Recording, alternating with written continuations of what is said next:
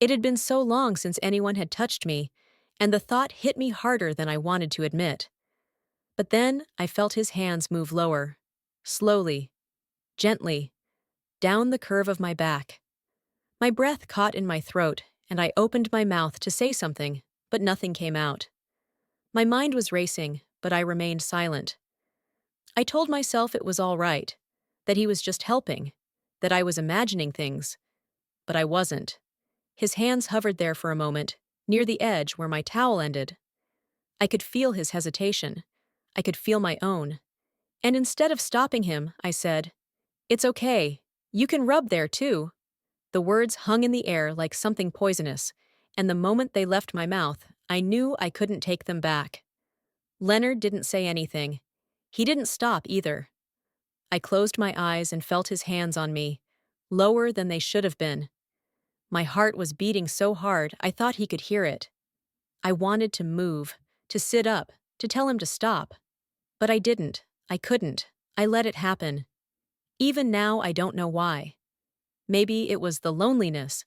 Maybe I was too desperate to feel wanted, even when it was wrong. Or maybe I just didn't care anymore.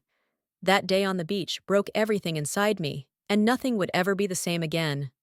By the way, if you've made it this far into the story, thank you for sticking with me. I know it's not easy to hear, and I appreciate your listening. If you found this video interesting, or if you think someone might relate to what I'm sharing, please take a moment to hit the like button and subscribe. It really helps me to keep sharing stories like this, and lets me know I'm not alone out here. So let's get back to the story. After that day on the beach, something changed. I couldn't ignore it. What I felt, what I saw, and the way Leonard looked at me afterwards. It wasn't just a lingering look or a passing moment.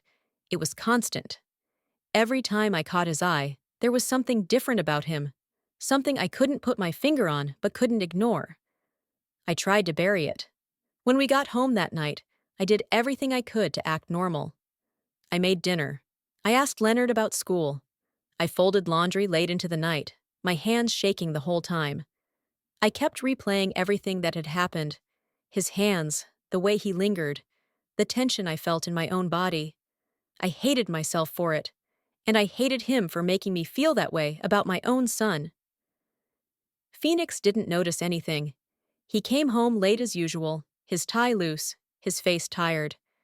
He kissed my cheek out of habit, only a ghost of what it used to be. "Long day?" I asked, hoping for some sort of conversation. He grunted and nodded, already halfway to the living room. It was always like this. His presence felt like an afterthought, and I felt invisible again. That night, I lay in bed staring at the ceiling, Phoenix snoring softly beside me. The house was quiet, but my mind wasn't. I kept thinking of Leonard, of his hands and his gaze. I knew it wasn't right. I knew I should stop it, whatever it was, before it went any further. But there was another part of me, something dark, something lonely, that wanted to hold on, that craved the attention, the touch, the feeling of being seen. The days passed and Leonard said nothing, but his silence spoke louder than words. He wasn't avoiding me, not exactly. Instead, it was as if he stayed closer. I'd catch him watching me when I cooked, when I cleaned, when I sat alone on the couch at night, and I let it happen. I didn't stop him. I didn't stop myself. Then came the next weekend. It was hot again, and the house felt suffocating. Phoenix was gone, working some last-minute shift, leaving me and Leonard alone, as before. I asked him if he wanted to go to the beach again, just the two of us. I don't know why I did it. Maybe I thought being outside would help clear my head. Maybe I wanted to test myself to see if I could push it all away. The journey was quiet this time, but Leonard wasn't wearing his earphones. He just sat there, looking out the window, his knee bouncing restlessly. I wanted to say something, anything to break the silence, but every time I opened my mouth, the words stuck in my throat. When we got to the beach, it was almost empty. I remember how blue the water looked and how the wind felt on my face. I spread out the towels again, just like before, and Leonard helped me set everything up. This time, I didn't ask him to put oil on my back. I couldn't. Instead, I lay there with my eyes closed, pretending that everything was all right. But even with my eyes closed, I could feel his gaze. I could feel him watching me. The real breaking point came later that afternoon. We decided to rinse off in the beach showers before heading home. It was supposed to be quick, just to get the sand off our skin, but then something happened that I still can't explain. When we reached the showers, Leonard stepped under first and let the water run down his back. I stood off to the side and watched him for a moment before I went in too. I don't know what came over me, but I stripped off my outer clothes and stood beside him, the water cool against my skin. Leonard looked at me, startled. I don't know if it was surprise, confusion, or something else, but he didn't say a word. I looked at him, then really looked at him and said, "You should take off your shorts too. You need a good wash." I don't know why I said it. Maybe I wanted to prove to myself that I was in control, that I could make this stop, or maybe I was testing him, testing myself. He hesitated for a second, then did as I said and pulled his shorts off, and there we were, together, alone, the water pouring down on us, washing away everything but what we were both feeling. I turned my back to him and asked quietly, "Help me with my back." And he did. His hands were careful again, as before, but there was no mistaking the tension. I felt it in him. I felt it in me. When he touched my waist, I froze. The air around us seemed to thicken, the sound of the water drowning out everything else. I could have walked away. I could have stopped it. But instead, I leaned back, closer to him. I grabbed his hands and brought them to my chest, and when I did, he didn't pull away. I can't explain what happened next. I won't explain. It was a moment, a blur of need, loneliness, and something else I won't name. It wasn't soft, and it wasn't slow. It was desperate, passionate, wrong in every way. But I couldn't stop it. I didn't want to. And when it was over, we just stood there, the water still pouring down on us, washing away the evidence, but not the truth. He held me, then held me like no one had in years, and I let him. We didn't speak after that. We dried ourselves, packed up, and walked back to the car in silence. I watched Leonard out of the corner of my eye, his face flushed, his movements stiff. I knew I'd ruined everything. I knew we'd crossed a line that could never be crossed again, and yet for the first time in years, I felt alive. The drive home was quiet at first. The car felt too small, too heavy, as if the air itself was pressing down on us. I gripped the wheel tightly, trying to concentrate on the road, but my mind was spinning. I could still feel him, Leonard, his hands, his body, the weight of everything we'd just done. I kept glancing at him in the passenger seat. He sat stiffly, staring out the window, his face flushed, his jaw set. And then, out of nowhere, he spoke.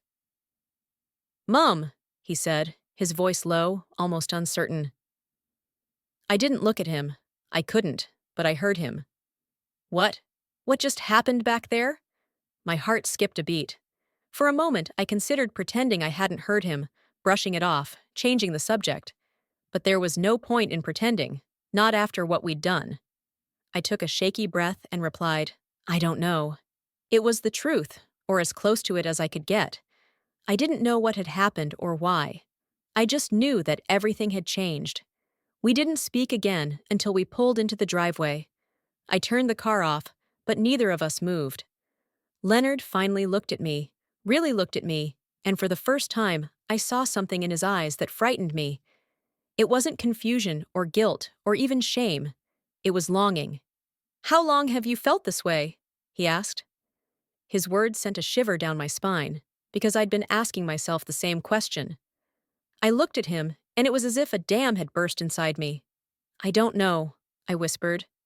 Maybe longer than I cared to admit." We were both silent after that, just sitting in the dark. I thought that was it, that we'd go inside, try to forget it all, pretend it hadn't happened. But Leonard had other ideas. Before I could open the door, he leaned in and kissed me. It was soft at first, hesitant, as if he was afraid I'd pull away. But I didn't. I let him kiss me, and I kissed him back, and then I lost control. I don't know if it was the loneliness, the years of neglect, or the way Leonard looked at me like no one had looked at me in so long, but I let it happen, right there, in front of our house.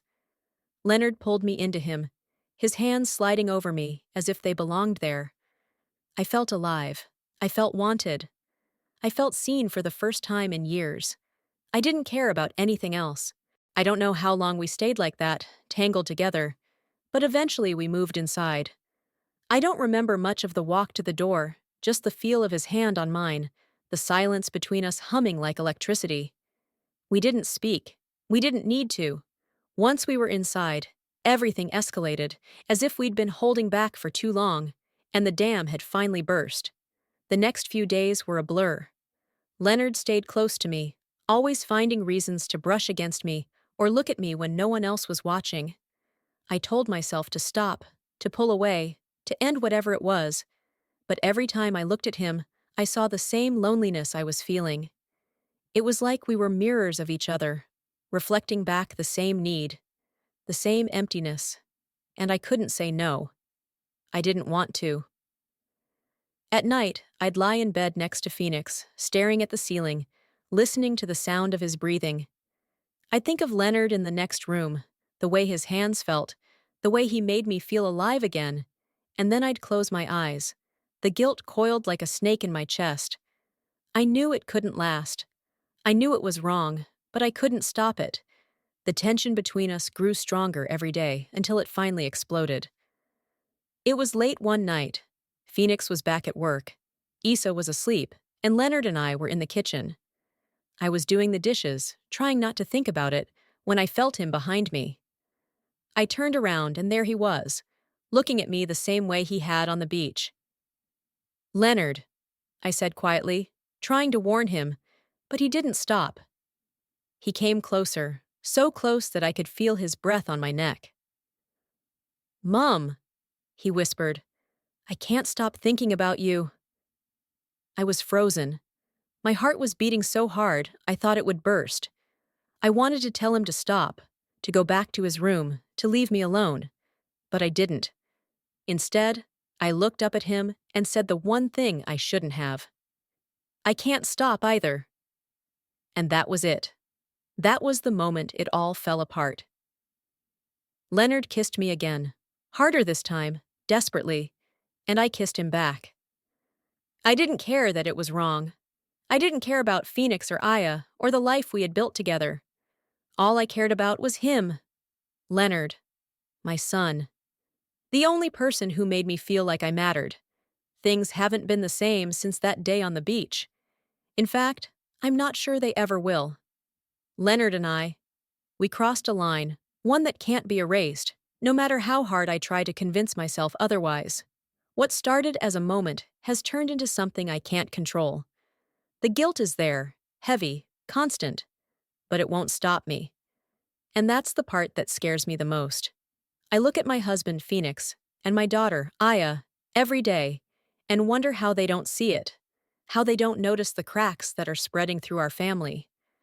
Maybe they're too busy with their own lives to see me slipping, or maybe I've just got better at hiding it. But deep down, I know it can't last forever. Secrets have a way of coming out, and when they do, the fallout will destroy everything I've tried to stop.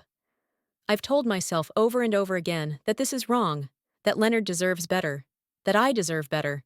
But every time he touches me, every time he looks at me like I'm the only person in the world, I lose myself. He makes me feel alive in a way I haven't felt in years, maybe ever, and that's the truth I have to live with. I don't know how to fix it. I don't know if I can fix it. And that's why I want to share my story with you. Maybe someone out there has an answer, something I haven't thought of. Maybe you can help me find a way out of this mess I've made, before it's too late. So please, if you have any advice, if you've been in this situation, or know someone who has, I want to hear from you. And if nothing else, let this be a warning. Loneliness can take you places you never thought you'd go. Don't get lost like I did. Don't let your world fall apart before you realize what's happening, because once you cross that line, there's no going back. Thank you for listening. Please share your thoughts, like this video if you found it helpful, and subscribe for more. I need to know I'm not alone. Sometimes the greatest betrayals aren't the ones we commit against others, but the ones we commit against ourselves.